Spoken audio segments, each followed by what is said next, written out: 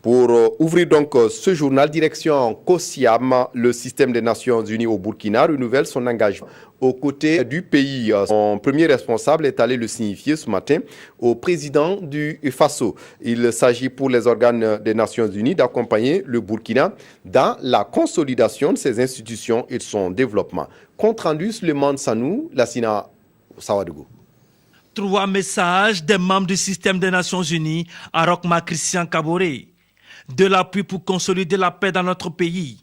Le Burkina est le deuxième pays au monde après le Sri Lanka à bénéficier de ce soutien. Le Burkina Faso aujourd'hui est le pays qui, au sein du système des Nations Unies, à travers une résolution qui a été prise par le Conseil de sécurité, aussi bien que par l'Assemblée générale, qui va bénéficier de ce qu'on appelle un appui pour maintenir la durabilité de la paix. Les différentes structures veulent être en amont du développement à la base de nos populations. Maintenant que le pays a adopté son plan référentiel, le PNDS, le système des Nations Unies, en apportant cet appui de durabilité dans la paix, va s'aligner autour de PNDS.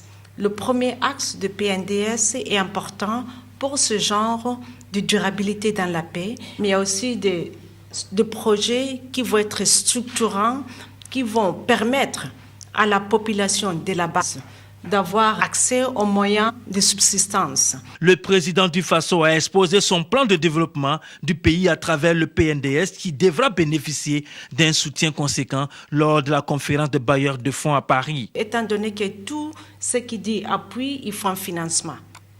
Le système aujourd'hui, à travers le PNUD, est en train d'appuyer les préparatifs en cours pour la préparation de la conférence des bailleurs de fonds et des partenaires à Paris. Le système va continuer à travers les autres instruments à appuyer tous les autres axes. Une visite pleine de promesses qui sera scrutée avec beaucoup d'intérêt.